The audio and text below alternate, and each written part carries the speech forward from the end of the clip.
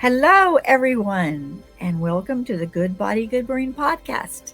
Today, we're really fortunate to have this wonderful coach who lives in the Midwest in a town in Kansas.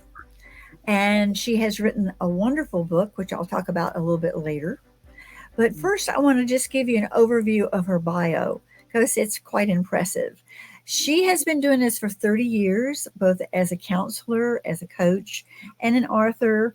And she's found ways to take people from feeling like, is that all there is, to having more meaningful in her life. Stop it. My phone started telling me your bio. Oh, It's a little bit too smart. So at age 40, she had to reinvent herself. She found herself in the middle of a midlife, shall we call crisis? yep, that's fair enough. She dove, yeah, she dove into learning how best to overcome her biggest struggles, began to even look at some of those dark parts that we don't like to look at, Yep. learning how to love herself fully, even with the dark parts. Mm-hmm. And when she's not helping people transform into whoever they're going to be in their next best chapter, she likes playing with her kitty cat and walking on the trails around her home. Ooh, I love jigsaw puzzles too. I think that should be in the Olympics. I think we should have that in the Olympics. And passionately loving everyone in her midst. Believing the best is yet to come for anyone willing to do the work. She's on a mission to teach women everywhere how to love themselves fully and how to live on their own terms. So here we have Mrs. Cindy D. Whitmer from Lawrence, Kansas, with us today. I am so happy you're here. And so I know you went on a personal journey, and that personal journey turned into like a methodology that you help women with who are in that state. Can you give us a little overview of what that is?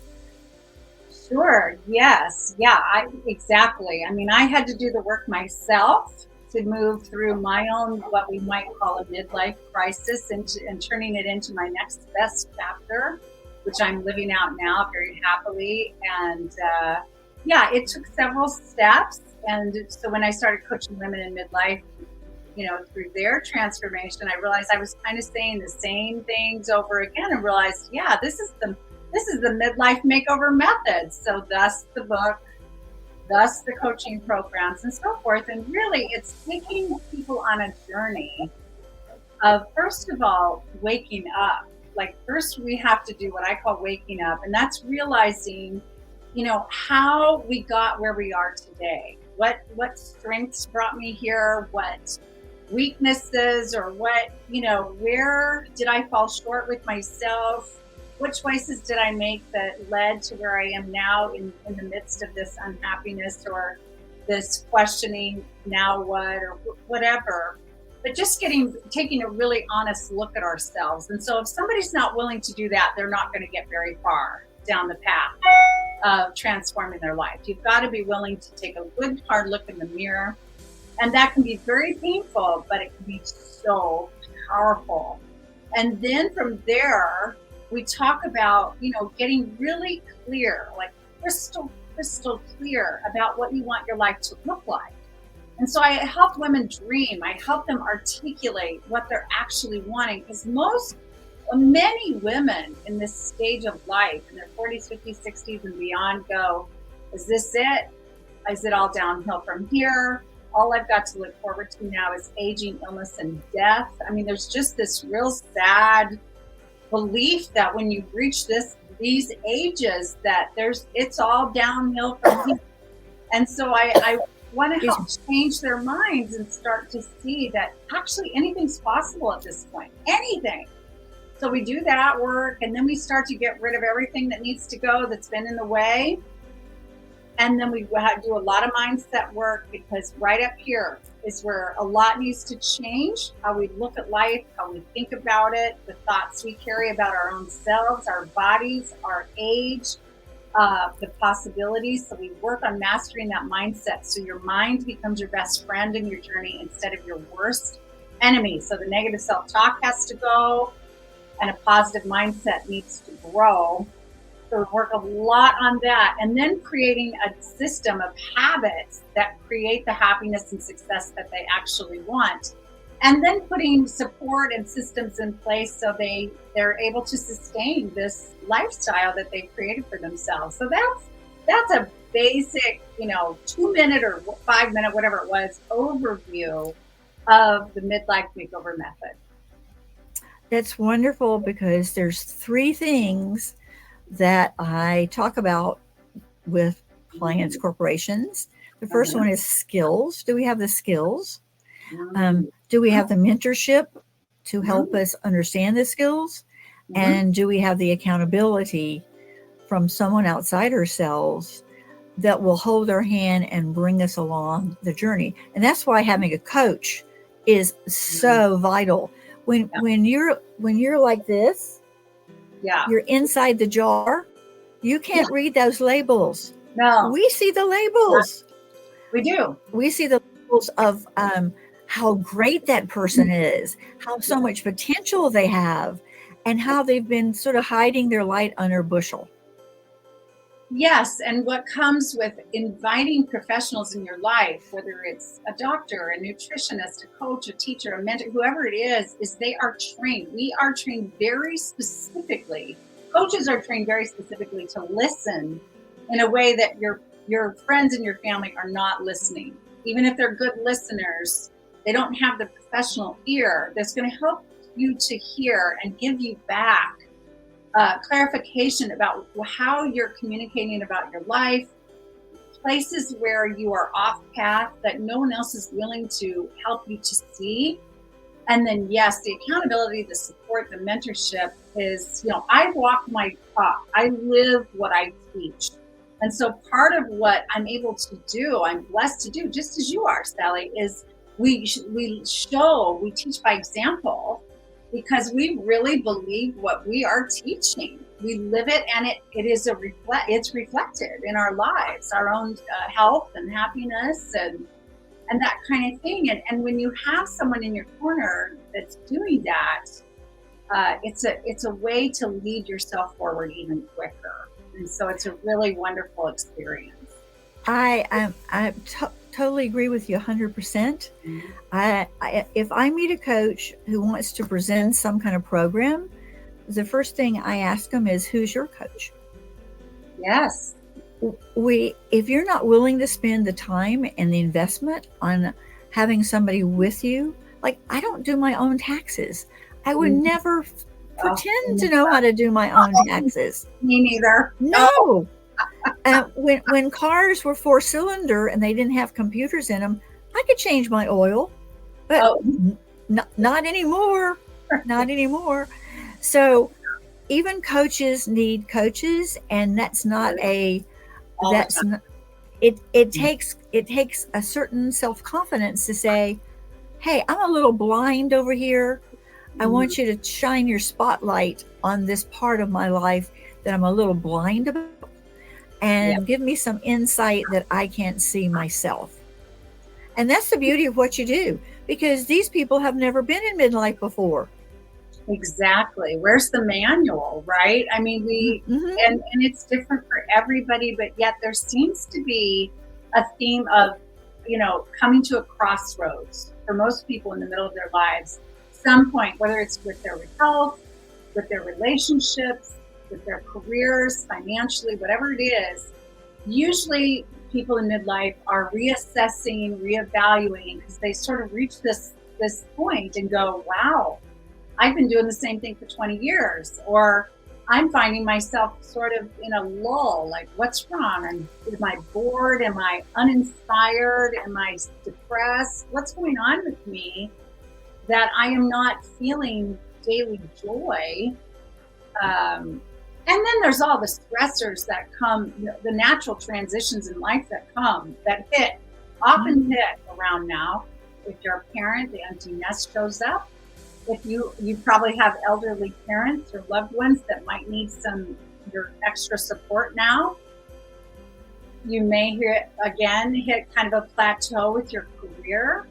Your own health may start to shift in ways, or your body in ways you weren't expecting. Often relationships are called to question at this point. I mean, the divorce rate in America skyrockets when the empty nest hits. So there you go. The kids are gone, and then your relationship's like washed up, right? So there, that combo is huge. And then grief. I mean, death begins to happen a lot if you love when you're in midlife, because you're getting old enough that the generation older than you is dropping off naturally. And then we're having classmates die, siblings die, spouses die. So then you're dealing with all this grief as well. So life hands you, some real true stressors, often one or the other, or many at once, which is even more complicated, all at this time when you're going, is life really, is there anything left for me to do? Why am I here now? I've raised my kids. Now what? Who am I now? Or whatever. Or who am I now without this marriage? Or who am I now without, this, that, or other, fill in the blank. And so it's really natural to be asking questions and wonder, what's up with me? This can't be all there is. And self-identity through all the developmental stages is so important. Yes. Who are you deep down inside? And sometimes people think, like, I don't know if you ever remember, like, if you were 10. When I was 10, I was thinking things like, oh, heck, I could be president of the United States. That's easy. I could do that. I could do that. Oh yeah. Are we can hairbrush, looking in the mirror, singing along with ABBA, thinking I was going to be a rock star. Yes, yes. And all of our friends totally agreed with us, because we would play being teacher or nurse or firefighter. We'd put on identities as children, and as we grew up, we're still doing the same thing. We're still putting on self-identities. Sometimes we don't recognize that we have. Like, I think of the person you may have described who has reached sort of the impasse with their marriage. So like maybe the last 10 years it's been, have you picked up the kids yet? What do you want for dinner? Did you buy any milk? Those real meaningful conversations that eventually lead to people deciding there's got to be something more passionate and wonderful together. And it's possible to get that back. I am for sure totally believe in the power of restoration, if you're willing. Yeah, if both parties are willing, fabulous. Yes. I think you're right. I think we can get lost in our roles as parents, as running a family. I mean, it's so busy. It's crazy busy. And marriage can become a very business-like agreement. It can feel like it. Okay, who paid the bills? Who's raking the yard? Who's picking up Johnny? Who's picking up Susie? What are we all gonna, what are we gonna take to the family dinner? And the details of life can kind of consume a couple, and they forget, oh yeah, we love each other. Like we used to have romance. We used to go on dates. We used to be best friends. We used to be our best friends. We used to be best friends. Like running this show and don't have real emotional connection anymore. How do we get back to each other?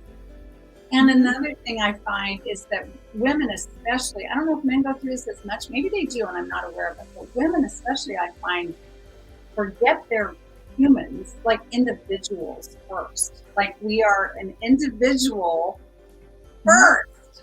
Then we're givers. The CEO. We're givers. We give. Wife, or the spouse, or the this, that. Right. And so part of what I hope for people, they realize to make their next chapter their best chapter yet is to get back to themselves. Like, who was I at 10? What made me excited and happy when I was 10?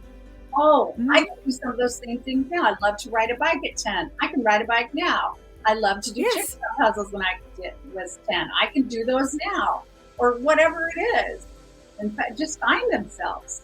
Who are you? What do you? And also realize that through the years they've given so much to their family, Right. maybe to their companies, maybe Yep. to Oh, yeah. their All of church. it. They've given, and Yes. now their cup is empty.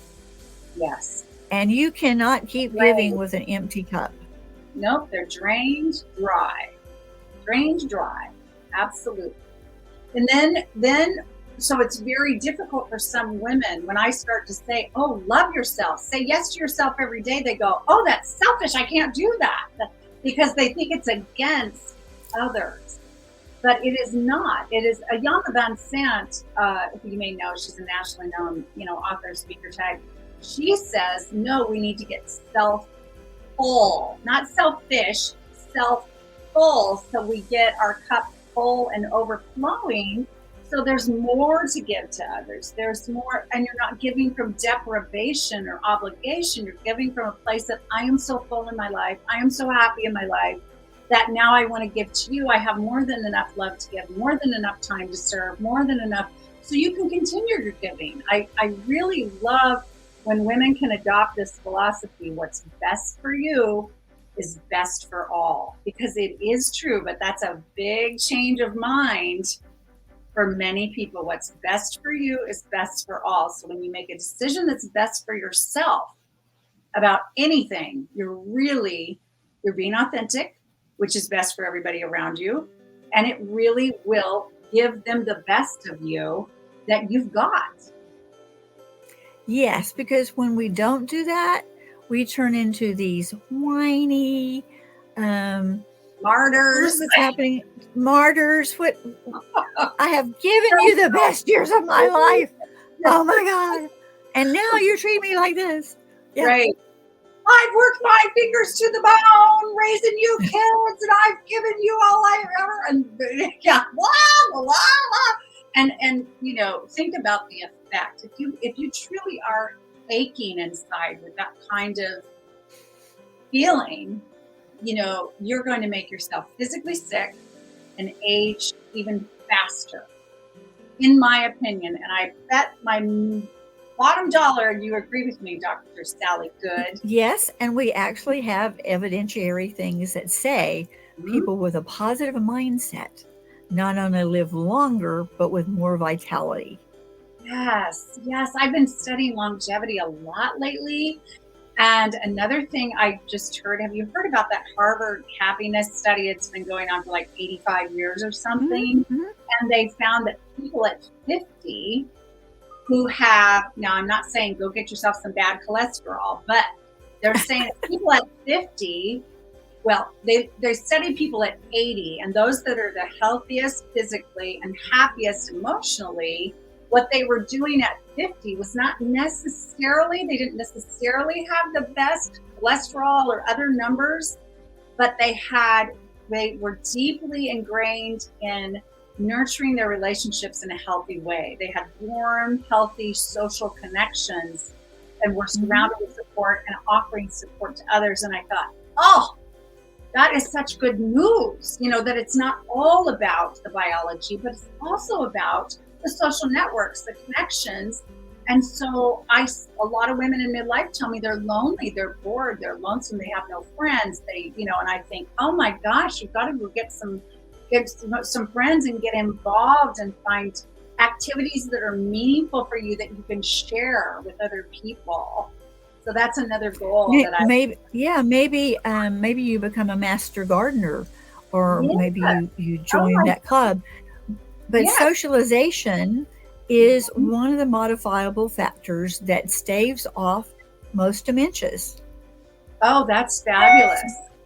Wow. Mainly because there. Can you explain that to us? Yes. Because when we are with people that we like and love, our bodies create more serotonin, and it makes us feel good. The feel good hormones. Right. Yes. William James, remember our mentor, William James from the Dark Ages, who's one of the first psychologists. He believed, and it's subsequently been proven many times, that if you fake it till you make it, it actually works. If you go to the mirror and you practice smiling, your body will send out neurotransmitters that make you feel better. You Nice. go over to the mirror and you stand up straight with your feet apart and you put your hands on your hips Yes. like Superwoman. Superwoman, or Wonder Woman. Yes. It actually lifts your mood. Wow. So that's some of the homework I give people. Yes. Mel Robbins, Oh, she's yes. into this high five thing. You go Oh, over to the yeah. mirror. Five She's yourself. written a book. You Yes. go, you've got this. You've Yes. got this. Yes. And as And soon these as are you have all, people saying that to you, well, yeah, yeah, and these are all things everybody can do. Anybody mhm, can spend 30 seconds high-fiving themselves in the mirror, smiling at themselves in the mirror, taking the physical stance that gives you feeling more in your power and confidence and good about yourself. And anybody can do that. Anybody can do that. If you're in a wheelchair, you and can when sit there and do it in your wheelchair. yeah, No. and if you are procrastinating and you want to do something, Mm-hmm. and there are many reasons for that, but if you do Oh, this, yes. if you make a fist and Mm. say, I'm going to do this, the Mm. making of the fist actually triggers other things in your mind. Good. Okay, And I'm going so, to do this. I'm going to yes, do I'm going to do this. I don't like the analogy of eating the elephant. I'd rather like eat a big, big block of cheese. And I say, hey, just take a little block of that cheese because I don't want to eat an elephant. No, I like them. So we're going to take a little block of cheese and we're going to eat that today. And tomorrow we're going to take a little bite of that. And also putting habits together. Little habits make giant changes. They do. Huge. Atomic Habits, the book, Tiny Habits, the book. Mhm. Um, I had to learn, well, not learn. I do like flossing my teeth, but Oh, when I'm yeah. driving, I can't do it, etc. So Right. I took my remote control and I took some blue painter's tape, which comes off really easily, and I Mhm. taped my flossing thing to the back of it. So when I'm Oh, sitting watching TV and I pick up my remote control, well, there's the flossing thing. And then I just pull it out. And during the commercial, I can floss my teeth. Something smart. so simple as that. We can hook up all kind of, but you start with something you do already and you Yes, hook something to it. that is so wise and again, so simple. And it's a visual Mhm. reminder. You're putting up a reminder too. Do this. This is important. I've started out when I wanted to change simple habits, I've put up post-it notes in all kinds of places to remind me, everywhere. The car dash, the computer, the mirror, my bedside table. So giving yourself visual cues like your floss hooked to your Mhm. remote, that's great because you're going to feel it the second you lift that remote, and then you can do it while you're watching TV and the commercials or whatever. And that's a great way to attach one habit to another habit. Then one of the things that I do now is I listen to podcasts while I'm walking. So I'm walking more because I love to listen to podcasts and I don't have to sit and listen to podcasts that are teaching me things that I can use with my coaching clients or that I can teach on podcasts or, just grow myself. And I love combining those two things. And I think the movement, you know more about this, but I thought I learned, maybe you taught me that when you walk, when you move and you take in information, it actually seals it in your brain even more or something. Is that something you teach or where did I hear that? Well, when you can pair two things together, when you can make them fire together, something that's emotionally satisfying, Mm, along with another information, it tends to cement itself there a little bit better. okay. But just being in nature opens up Mm, huge walking. The mm, slightest bit of exercise, I don't care if you do it for 2 minutes, it's better than 0 minutes. for sure. And we have this thing called the BDNF, brain derived neurofactor. It's Mm, miracle code for our brain. It helps us ah, make more neurons. nice. Like to make new neurons. That's very cool. And that's another reason I love mindset work in the work I do, because when we think a new thought, when we Mm-hmm. make a new pattern of thinking, we're creating a new neural pathway in our brain. And people, they'll say it's so easy to go back to the old way of thinking. And I'll say, because that neural pathway, that one has been there a long time. It's like an easy road to drive on, and you're creating this new one that's kind of like not as smooth yet because you haven't been on there as much. But just get off that old path and get over to the new one.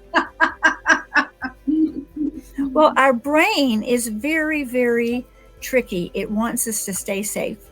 Yes. Above all things.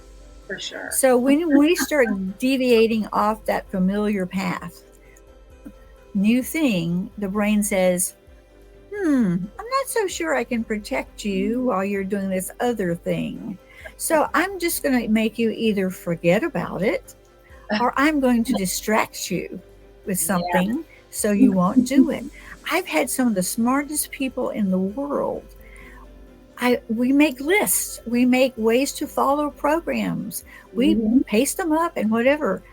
And it seems like when they get from their work, from their car into their house, an amnesia kind of comes over them, a brain fog. Oh, yeah, for sure. You see this happen all the time, right? All the time. All the time.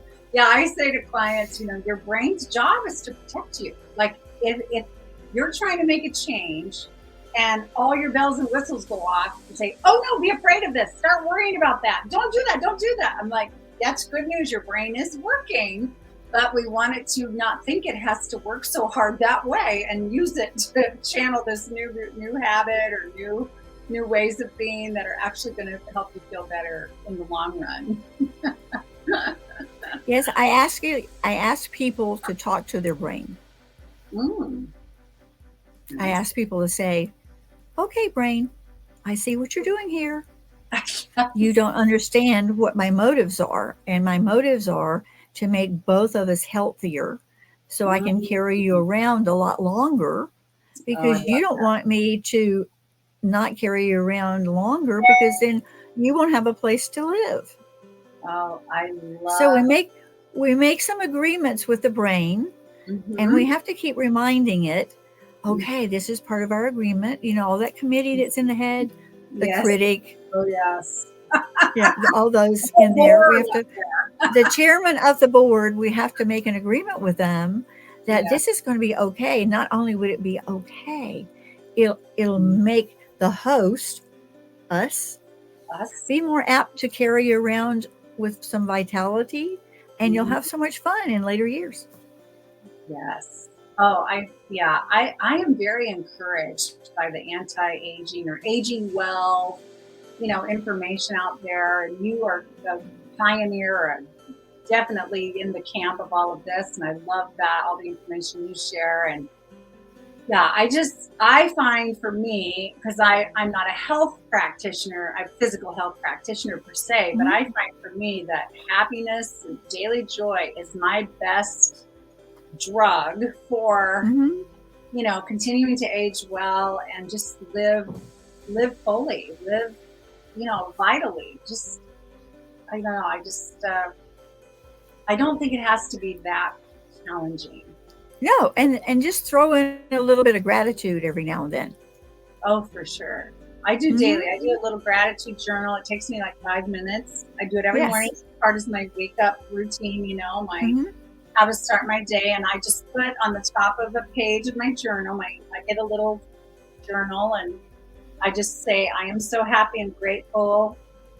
And then I write a list from the last 24 hours, things specifically, or things that I'm looking forward to that are coming today, or whatever.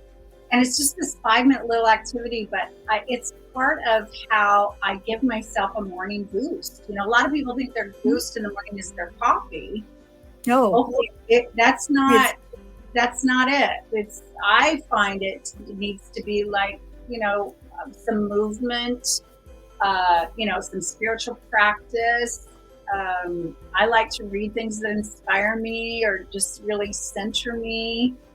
Quiet time, low meditative time, things like that are truly a boost before I do anything else. And it's a great way to start the day. And then you're in. When I don't do it, I notice it. If I'm on vacation and I get off, I don't do it, I start to notice it. Well, when you're doing the things that you just described, you're in receptive mode. Mm. And Mm. your IGS, your internal guidance system, Mm. can just Yes. like can while you're in sort of like almost like daydreaming, kind of like Mm. that state when you first wake up, and you Mhm. just wait for some little spark to happen. Um, Mm. I call them angel whispers. If you're Ooh, not receptive, what'll happen is it'll come through, but you won't be able to catch it. we'll miss It'll it. go like that. Mm.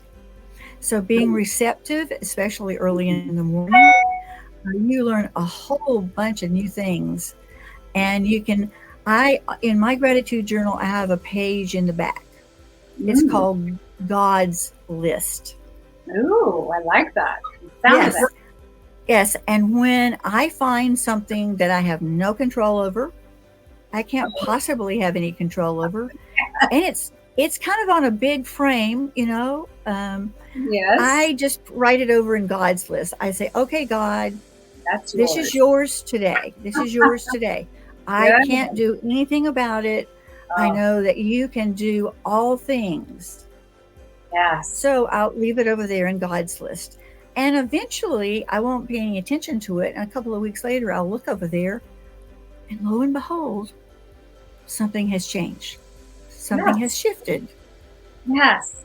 Yes. Yes. Because you handed it off, you trusted, and it Yes. was handled. Yes. Yes. One of the great ways to create a next best chapter is to have a real understanding of what you can and what you cannot control, just like Mm-hmm. you're talking about. And I dial that down to not just the God list that I would make, but also to remember that that is other people's behavior we cannot control, other people's anything. Where our control lies is right here. When we're unhappy, the human tendency is to blame and say, well, when he does this differently, when she does this differently, if my boss would just change, if the kid just wouldn't do that, if the kid would straighten up, or the boss would change, or, whatever, we're giving our power away because we're Mm-hmm. waiting for other people to do something different for us to feel okay. And your power is right here. You must take control of your life right here and let go of other people's stuff. The author and well known uh, spiritual person or whatever, Byron Katie, says there's your business, my business, and God's And business. none of your business. And none of your business. Exactly. But our business, my business is me. Yes. Your business is you. God's business is God's. And just sorting that out and understanding that on a fundamental day in, day out, hour by hour level is life changing right there. Your life can get better when you can accept that notion right there and then put your power where you can really make a difference. And that is right inside yourself. I interviewed um she's a coach for sure. Mm-hmm. Um but she has this, it's called untangled healing. And she Ooh. has a process that actually was created by a gentleman in Utah. Mm. Brendan, you might know him. I'll think of Bashard, his last name. Nope. Brendan Bashard, not him. No. But her process takes people who basically have reached the end of their rope in terms of a health problem. Okay. Autoimmune, Mm. crippling illnesses, et cetera, et cetera, et cetera. Okay. And she takes them through a process where they think back to the time when something happened Mm. that they had to make a shift or change in who they were, in their self identity. Oh wow. And Trauma or something. Huh? something like that. All those kind of things that little kiddies hear. Mm-hmm. And she takes them back in a very gentle journey. Wow. And if she gets to the place where they can recognize they made a conscious decision to opt out of life by being sick, Mm. they can say to themselves, "Oh, I didn't even realize that. Wow. And what would it be like to have another thought about that? Yeah. And she takes them through a journey, and it's amazing the outcomes, because most of the time, this what we're telling ourselves is pretty much made up. Yeah. We Yeah. make it up as we go. We do. We Yeah. and And the and we culture can supports step that, out of. right? The cultures just say, Yes, they push that's right. against us. Blame other people. Yeah, Blame that's right. that. Blame this. Blame that. Yeah. And then we get into that poor thing. Yeah. Oh, you poor thing.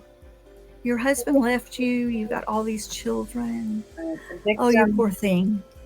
And stance. in the meantime, your dopamine is firing because somebody's Mm, paying you attention. mm, And yeah. it becomes an addictive hook. Mm, wow. Very tricky stuff. That is tricky because yeah, there is this balance, isn't there, of Mm-hmm. honoring our feelings when we're struggling with whatever it is, whether it's a health Yes. issue, a life issue, a relationship, whatever it is, Mm-hmm. honoring our feelings, being kind and compassionate to ourselves through those Mm-hmm. difficult times, and however, getting empowered and taking charge and realizing you can do something no matter what it is. There is some way that you can manage your life in a way that's going to feel better to you. There Yes. are answers out there for every single thing, everything, no matter what you've got, anything. Yeah, even elders who are in a wheelchair, who are in a nursing home, and they get down in the dumps too because all their friends are dead. Their children don't come see them because Granny's taken care of. Why should I go see her, right? And they get down in the dumps, and they start to think like, what good am I? And I say, can you smile? Well, of course I can smile. Well, why don't you make a 3 smile a day quotient for yourself? And then, if that's easy, let's bump it up to 5. I like it. I want you to smile at someone who you don't even think even knows you're alive, right? Yes. Or to a CNA who's trying to help you, or to a nurse who's having trouble getting all the meds out because there's so many and dinner is looming. Yes. You can always give some energy to another human being. Oh my gosh. And yes, and oh my gosh, the hit they get off of that. I smiled at somebody and they smiled back. Yes, well, I always say, well, you can smile and they might not smile back, so I don't want you to set up some expectations. Just do it anyway. Right. We don't want to count on other people's reactions to make it or break it for us. But what I think you're doing there is empowering these people to understand that they can make a difference. I don't care where they live. I don't care what their health status is or their age. They can make a difference. And you're talking about energy. and we all bring different energy to a room at any given time, whatever room we're in or whatever chair we're sitting in or what table we're sitting at, or who we're living with or around. We're bringing energy to it all the time. And I hear you saying, let's tap into a positive energy. Let's bring something to our environment that's positive, because it's going to feel good, not just to those around us, but to us. Like, who wants to come into a room and go, I'm really bummed you asked me to be on your podcast today, Sally. I'm really annoyed by this conversation. I mean, what? Why would people do that? But that's how they're showing up at the breakfast table in their lives sometimes, or the board meeting, or the community gathering, whatever they're doing. And it's like, if you feel bad about your life and yourself, then anything you can do to start to feel better, even like you said earlier, faking it till you make it, so you can bring a different energy, because then people will respond. People respond to that energy. You put your head down everywhere and don't make eye contact with people, no one's going to talk to you. So you are going to go home and sit in your chair and be more lonely because you didn't connect outside, and then no one's going to call you on the phone. So, my dear mother, who is 80 now, when she moved into her home, like, oh, I don't know, 35 years ago, a long time ago, I asked her a few months later, did she know her neighbors yet or what? Because she lives in a little neighborhood. There's houses all around her. She's in town. And she said, well, no one's come up banging down my door yet to meet me.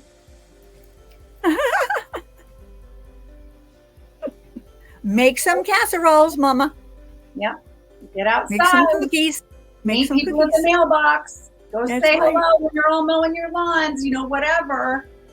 But that is that shift. Like you were teaching that person in the nursing home, like just go smile at a few people. You want to feel better? Because go smile at a few people. Whatever energy level we're on, we attract more of it. Exactly. And we'll surround ourselves with sad sacks if we're a sad sack. Exactly. And they'll reinforce our sad sackness. For sure. Just reinforce it. Absolutely. So pick your camp immediately. Right. Sometimes I tell people, you're going to have to divorce several people in your family. And that's a shock. How can I do that? Yeah. Well, if they're impacting you on such a deep emotional level that is actually making you ill, you need to make a decision. Are you going to live your life with some degree of joy and ease and happiness? Or are you going to live your life based on their expectations of you? Oh, I couldn't agree with you more. I mean, there's all kinds of toxicity in our lives that can be around us. And sometimes it is those relationships that we think we need to keep forever. But the research tells us that we become like the 5 people we spend the most time with. And so you want to think about, as you're creating your next best chapter, what kind of person do you want to be? How do you want to show up in the world? What's important to you? And make sure that those you're surrounding yourself with the most are people that are also have similar values, similar mindsets. Not that we can't, gain from learning from, oh my gosh, different people. But the energies again, you want to make sure that you've got, uplifting, empowering, kind, compassionate, interested, enthusiastic people around you, if that is how you want your next chapter to go. Yes, and you'll have so much fun. Sometimes you have to take a little trip. Oh yeah. Adventure. Go somewhere. Go to a town you've never been to. Eat a fruit in the vegetable aisle you've never seen before. Have a kiwi. Have a dragon fruit. Yes. Do Brussels sprouts differently so you don't go, Brussels sprouts. You can turn them into potato chips. Yes. Brussels sprout chips. Oh, those are fun. You can do lots of things. And you can be vital no matter what. And I know you've seen people in their 90s. I have too, who I think probably there's a longevity in Kansas. That people, because of their interrelationships with their families, their church, their communities, their social, they have a sense of social meaning. And when somebody, like a tornado comes and somebody takes out a home, everybody rallies. They all get together. They all take what they think the person might need. They invite them to stay in their back bedroom until they get things sorted out. But they're for each other. They're not standing around taking pictures of the tornado destroying their home. They're actually doing things, right? Exactly. Coming together through a shared crisis, or coming together to lift one another up. That is it can be a very neighborly, loving community for sure. And the other thing is that to draw that into your life, wherever you live, you must be willing to receive and ask for help too, if you need it. That's one of the things that keeps people from being happy, is not being able or willing to ask for help when you genuinely need it. Let people love you. Let people yes. We all need care for us. Always. Yeah, sometimes things happen. I broke my hip out here on the farm. I was living alone, didn't have a cell phone with me. It wouldn't have worked anyway. Uh-oh. And my neighbors from 5 acres away, fortunately the leaves were off the trees, so it was a pretty good sound sight. They heard me, got me to the hospital. Oh gosh, that's And great. then I had all these animals to feed. Well, all my neighbors are farm people too, so they took it upon themselves to take care of all my animals while I was gone. That's Um, didn't fantastic. have to, didn't, I mean, they just volunteered. Yeah. Um, I gave them some money for dog food and horse feed and things like that. And when I got home, there was a neighbor who was out of work, and she said, I used to barrel race. I said, Oh, oh, that's cool. I that is said, she said, cool. I know a lot about animals. I can come over to your house, first of all, to make sure you're okay, to bring things from the mailbox, because the mailbox was like way down the hill. Yeah. Um, and so I lived on food from Amazon for about 4 weeks, Mm-hmm. and she took care of my animals. Wow. And I learned during that time period that when you give people the opportunity to serve you, Mm-hmm. it's a two-way street.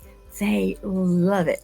They walk out of the house thinking like, wow, I'm so glad I was here. I'm so glad I Yeah. could do this to help. Yes, they And want when, we want to feel significance. I think is what you're yes. talking about, that we make a Mm-hmm. difference somehow, and we never know when we're going to break our hips, right? And when we might need, you never know. And then that circle, that cycle of giving and receiving will just continue, which is beautiful. It's why we're all here anyway, is to serve each Yes, yes, yes. And we're getting towards the end of our podcast. Do you other. have any one little tip that somebody could Okay. do today to start on their journey of getting closer to joy and happiness? For sure, I have 1,000, but one I will say is, if you are unsatisfied in your life right now, if you are struggling in any way, you can start your day by asking yourself the question, what do I really need? Like, really, with capital letters underlined, what do I really need today to feel more joy, to feel more happy, to feel more healthy, whatever it is? What do I really need? And answer that. When you can answer that question and then say yes, maybe it's you need to call and vent to a friend to get something off your chest. Maybe you need to eat a really healthy, nutritious breakfast. Maybe you need to go join a club or organization that does activities or values that really align with you. Whatever it is, or time to yourself or a nap or whatever it is, say yes to yourself, and then do it again tomorrow, and do it again the next day, every day, and get used to that, building that muscle of saying yes to yourself, and things will start to turn around, for sure. Oh, absolutely, absolutely. Well, I would be remiss if I didn't tell people that you really should go and pick up this book, The No, Midlife Makeover Method. there It's it on is. Kindle. It's on paperback too.